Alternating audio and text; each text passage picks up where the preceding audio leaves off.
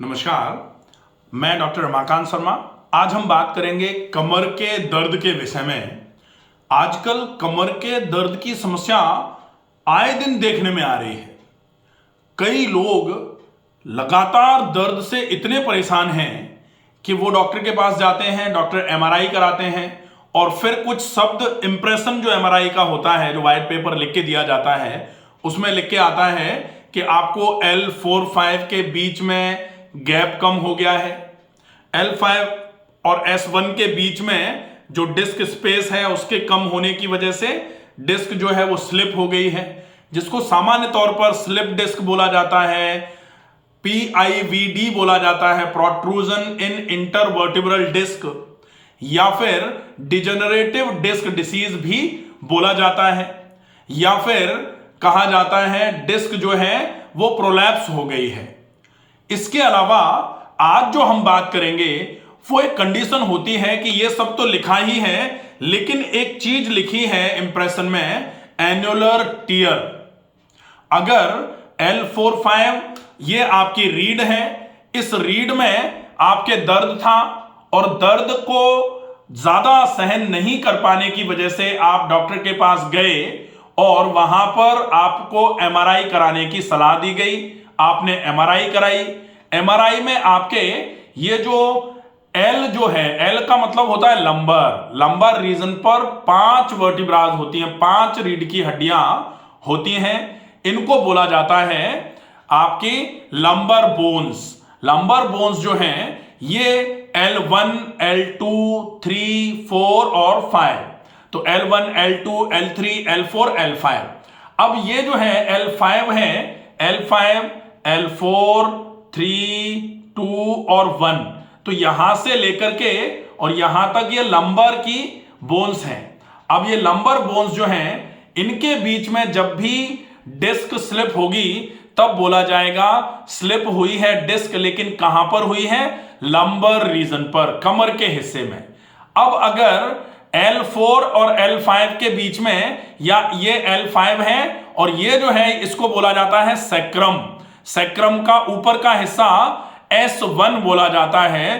तो L5 और S1 के बीच में सामान्य तौर पर आजकल समस्याएं आ रही हैं। या फिर एक और चीज लिख के आती है, स्ट्रेटनिंग ऑफ लंबर कर्वेचर। तो ये लंबर कर्वेचर जो है ये स्ट्रेट होना चालू हो जाता है, जिसकी वजह से भी कमर में दर्द लगातार बने हुए हैं। आज का विषय एन्युलर टियर को लेकर के है कि अगर आपके डिस्क में ये जो डिस्क है, ये डिस्क जो है ये अगर एन्युलर टियर हो गया है, इसमें डिस्क अगर फट गई है तो फिर आपको क्या करना पड़ेगा। सामान्य तौर पर फटी हुई डिस्क में भी लोग बहुत सारी एक्सरसाइजेस कराने की सलाह दे देते हैं। एक्सरसाइजेस कराई जा रही हैं, कोई मोड़ रहा है, कोई खींच रहा है, कोई कटके निकाल करके ठीक कर रहा है। अगर एन्युलर टियर की स्थिति है तो आप समझदार लोग हैं, इस चीज का विशेष ध्यान रखें कि जब हड्डी टूट जाती है तो हड्डी को ऐसे कटके निकाल करके उस दर्द को सही किया जा सकता है क्या? अगर हड्डी टूट गई है तो क्या करना पड़ता है? हड्डी को एक साथ थोड़ा अलाइन करने के बाद फिर आप प्लास्टर बांध देते हो चारों तरफ से ऐसे करके। जैसे अगर ये हड्डी टूट जाती है, ये हड्डी जैसे ये जो है ये थाई की हड्डी है, जांघ की हड्डी जब यहां से टूट गई तो आप क्या करते हो? पास लाके प्लास्टर बांध देते हो। हाथ की हड्डी मान लो ये वाली जो जिसको अल्ना बोला जाता है, इधर वाली रेडियस है, इधर वाली अल्ना है, तो अल्ना अगर टूट गई तो क्या करते हो? आप ऐसे करके प्लास्टर बांध देते हो, पूरा ऐसे घुमा घुमा के प्लास्टर बांध देते हो। उससे क्या होता है कि आपका हाथ हिलता नहीं है। हाथ नहीं हिलता तो हड्डी नहीं हिलती, हड्डी नहीं हिलती तो हड्डी मिली रहती है, और मिली रहने की वजह से ही वो हड्डी जुड़ जाती है। ये तो बहुत सिंपल सी बात है, ये चीज तो लगभग सारे लोग समझ सकते हैं कि अगर ऐसे करके यहां कोई कट लग जाए और ये मांस जो है ये दूर दूर हो जाए, तो इस दूर दूर हुए मांस को पास ला करके स्टिचेस लगा दिए जाते हैं। जो पास रहेगा तो वो जल्दी से हील हो जाएगा। अब अगर एन्युलर टियर आया है, एन्युलर टियर का मतलब होता है, टियर का मतलब फटना, या फिसर भी बोल देते हैं कभी कभी, एन्युलर फिसर हो गया है। तो फिसर का मतलब भी फटना होता है, जैसे एनस में फिसर होते हैं वैसे ही यहां डिस्क पर फिसर हुआ। तो अगर ऐसा कुछ हुआ है, सर्कमफेरेंशियल टियर या फिर सर्कमफेरेंशियल फिशर हुआ है, ऐसे केस में आपको क्या करना पड़ेगा, ये चीजें आप बहुत अच्छे तरीके से समझ लीजिए। आप अगर वीडियो में पहली बार वीडियो देख रहे हैं, चैनल पर नए हैं, तो प्लीज आप इस चैनल को सब्सक्राइब जरूर कर लीजिए। वीडियो में अंत तक बने रहें ताकि जिन लोगों को कमर से रिलेटेड बहुत प्रॉब्लम है, कमर में दर्द है, कमर से दर्द कूल्हे की तरफ जा रहा है, कूल्हे से दर्द पैर की तरफ जा रहा है, आपको साइटिका जैसा लग रहा है कि दर्द पूरा का पूरा पंजे तक होते हुए आपकी उंगलियों तक पहुंच रहा है, ऐसी अगर स्थिति है, ऐसी स्थिति में अगर साथ में आपके एनुलर टियर आया है तो फिर आपको क्या करना चाहिए। टियर के केस में बहुत ज्यादा जरूरी होता है आप इमोबिलाइजेशन कराइए। इमोबिलाइजेशन का मतलब है अब यहां पर किसी भी टाइप का कोई मूवमेंट नहीं होना चाहिए। अगर मूवमेंट हुआ तो निश्चित ही जो टियर जो फट गई है डिस्क, वो कभी हील नहीं हो पाएगी, और अगर वो फटी हुई डिस्क फटी ही बनी रहेगी तो निश्चित ही फिर आपका पेन भी कभी पूरे तरीके से ठीक नहीं हो पाएगा। इसलिए बहुत जरूरी होता है कि आप उस टियर को भरने तक इमोबिलाइजेशन की प्रैक्टिस करिए। इमोबिलाइजेशन के लिए बहुत जरूरी होता है आप कंप्लीट बेड रेस्ट करिए फॉर एटलीस्ट 21 डेज। अगर आप 21 डेज तक कंप्लीट बेड रेस्ट करते हैं, बेड रेस्ट का मतलब क्या है, आप इस तरीके से लेटे हुए हैं, ये आपकी पूरी रीढ़ है। अब रीढ़ को आप किसी भी तरीके से रीढ़ की मांसपेशियों को मूव नहीं कर रहे हैं, मांसपेशियां मूव नहीं कर रही हैं तो हड्डियां मूव नहीं करेंगी, और हड्डियां अगर मूव नहीं करेंगी तो हड्डियों के बीच में जो डिस्क है उसको हिलने का मौका ही नहीं मिलेगा, हिलाना ही नहीं पड़ेगा उसको। और जब डिस्क बिना हिले एक ही जगह पर फिक्स बनी रहेगी तो धीरे धीरे करके डिस्क जो है वो जुड़ना चालू हो जाएगी और बॉडी हील्स इटसेल्फ। लोग कहते हैं कि टियर हो गया है अब तो कुछ नहीं हो सकता, तो अगर टियर हो गया है, अगर आप प्रॉपर तरीके से फॉलो अप कर सकते हैं तो निश्चित ही टियर के कई केसेस ऐसे होते हैं जो बिना ऑपरेशन के अपनी लाइफ को बहुत अच्छे तरीके से लीड कर रहे हैं, उनको अब कोई दर्द नहीं है। कुछ प्रिकॉशंस थोड़े समय तक रखने की आवश्यकता जरूर पड़ती है। लापरवाही अगर आप करेंगे तो फिर टियर में ऑपरेशन कराने के बाद भी आपको कोई बहुत फायदा नहीं होगा, इसका विशेष ध्यान रखना पड़ेगा। तो सबसे पहला काम इमोबिलाइजेशन। इमोबिलाइजेशन मतलब अब आप सीधे लेट करके ज्यादा से ज्यादा आराम करेंगे। अगर आपको कभी कभी यूरिन जाना है, मोशन जाना है, उसके लिए आप बहुत अपने हाथों के पूरे सपोर्ट से धीरे धीरे करके एकदम से कोई एक्सैगरेटेड मूवमेंट किए बिना अपनी बॉडी को धीरे धीरे करके करवट लेकर के बिठाएंगे और धीरे से खड़े होकर के आप धीरे धीरे चल करके, जैसे होता है ना कि कोई कांच की चीजें आप साथ में लेके चल रहे हैं 5-7, तो आपको बहुत धीरे धीरे चलना पड़ता है। अगर जल्दी चले तो कांच आपस में टकरा करके टूटेगा या गिरा तो टूटेगा। तो ऐसी ही स्थिति आपको इस एन्युलर टियर के साथ जो दर्द है कमर में, इसके साथ आपको करनी पड़ेगी, ये आप विशेष ध्यान रखें। इसके साथ में दूसरी चीज होती है कि जब आप कंप्लीट बेड रेस्ट कर रहे हैं तो सामान्य तौर पर इसमें कुछ मेडिसिन दी जाती हैं।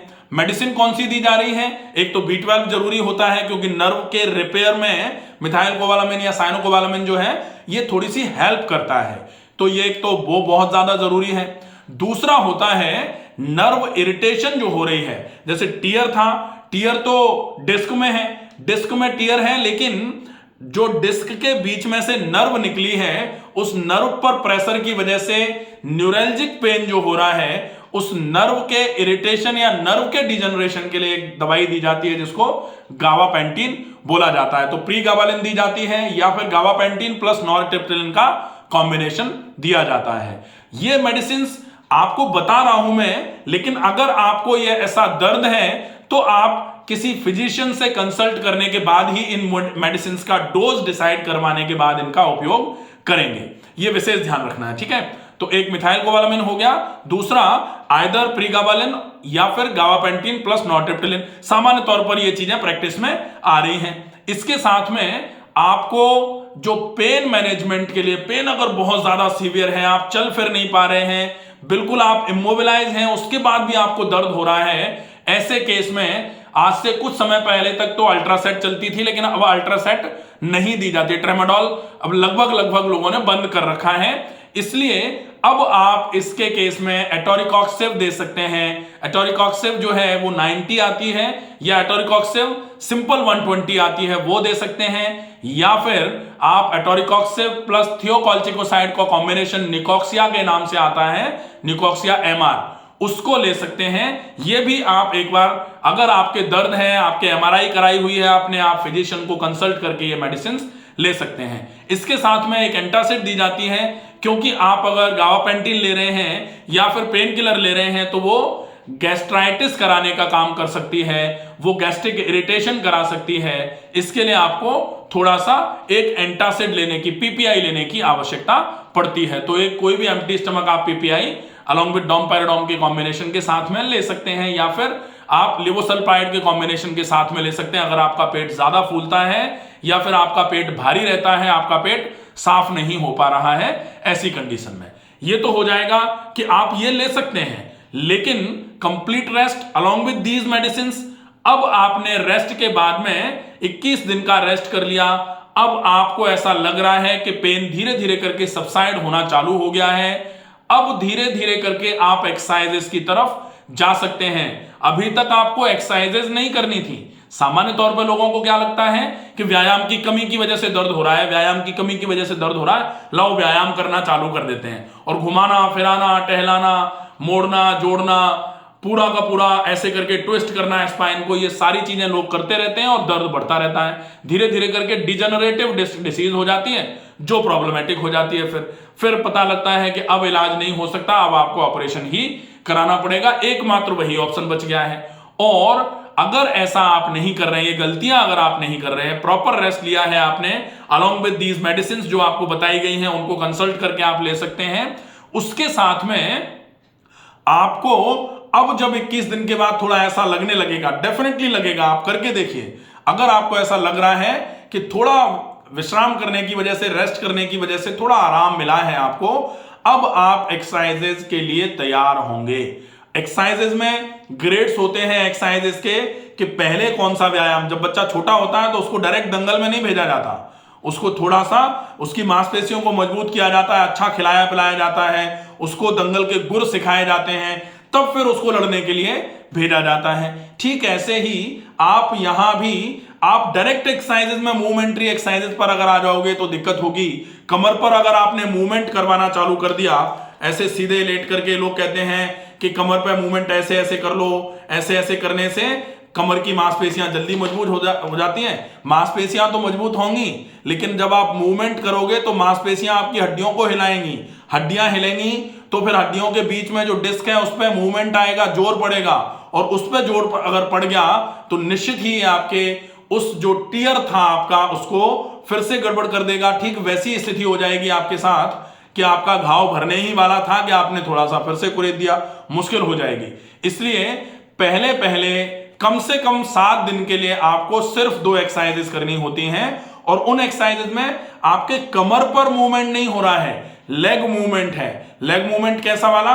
7 दिन के लिए पैर सामने सीधे फैला करके आप बैठ गए हैं, थोड़ा सा टिक करके बैठे हुए हैं। आप पूरा 90 डिग्री बैठते हैं तो कमर पीछे से खिंच रही है अगर, तो थोड़ा स्लैंटिंग में होकर के आप बैठ जाएंगे। स्लैंटिंग में होकर के बैठ गए, अब आपके पैर सामने फैले हुए हैं, अब आप पंजों को पूरा पीछे की तरफ खींचेंगे। यहां आप कमर पर कोई मूवमेंट नहीं कर रहे, ये पैरों की एक्सरसाइज है।